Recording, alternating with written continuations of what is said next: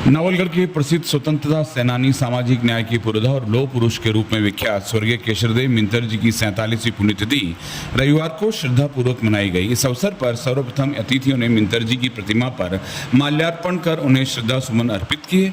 इसके पश्चात गोपीनाथ मंदिर सभागार में श्रद्धांजलि सभा आयोजित हुई, जिसमें नगर के प्रबुद्ध नागरिकों, सामाजिक कार्यकर्ताओं, शिक्षाविदों और युवाओं ने भाग लेकर उन्हें नमन किया।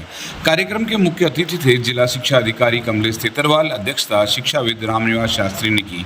अति वशिष्ठ अतिथि के रूप में पूर्व विधायक शुभकरण चौधरी, वशिष्ठ अतिथियों में ठाकुर आनंद सिंह, दीपचंद पवार, कैलाश चोटिया, गोवर्धन सिंह निठारवाल और श्रीकांत मुरारका मंचासीन रहे। सभा की शुरुआत स्वर्गीय मिंतर जी के जीवन पर आधारित प्रेरक व्यक्तित्व से हुई। उनके स्वतंत्रता संग्राम, समाज सेवा और सामाजिक न्याय के लिए किए गए योगदानों को याद किया गया। इस अवसर पर प्रख्यात शिक्षाविद BL रणवा को मिंतर सम्मान से सम्मानित किया गया। यह सम्मान प्रतिवर्ष शिक्षा या समाज सेवा में विशेष योगदान के लिए दिया जाता है। सम्मान पत्र का वाचन मुरारीलाल इंदौरिया द्वारा किया गया। मुख्य अतिथि कमलेश तेतरवाल ने कहा कि मिंतर जी के सिद्धांत आज भी हमारे लिए पथ प्रदर्शक है। नई पीढ़ी को उनके विचारों से प्रेरणा लेनी चाहिए। पूर्व विधायक शुभकरण चौधरी ने सुझाव दिया कि स्वर्गीय मिंतर जी की जीवनी को स्कूलों के पाठ्यक्रम में शामिल किया जाना चाहिए।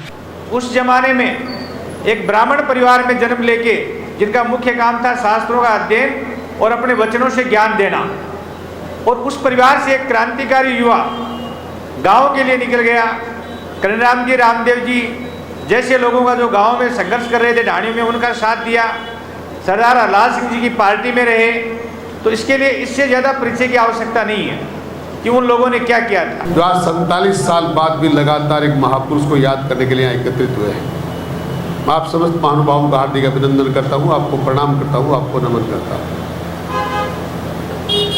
दलित की, गरीब की, जरूरतमंद की, पीड़ित की सेवा करने वाले, उनकी आवाज़ उठाने वाले एक ऐसे लोक पुरुष जो भले ही एक जिले की सीमाओं में बंधे हों, पर उन्होंने अपना परिचय इस पूरे जिले में इस प्रकार स्थापित किया, और उनके नाम के अनुरूप आपकी आज 47 साल बाद भी आपकी उपस्थिति इस बात को सिद्ध करती है कि कोई ना कोई महापुरुष था जिसके लिए आज हम यहाँ उपस्थित हुए हैं। कोई भी सम्मान मिलता है, वो आपके सम्मान के साथ एक जिम्मेदारी भी आती है। और मैं तो ये मानता हूँ कि आदमी के जीवन के अंतिम अध्याय का जो पैरा लिखा जाता है तब सम्मान मिलना चाहिए, क्योंकि पता नहीं इंसान का परिस्थितियां और काल कहाँ उसके पैर डगमाते हैं, और जो झिनी चदरिया वो लेके घूमता है पता नहीं कहाँ दाग आ जाए।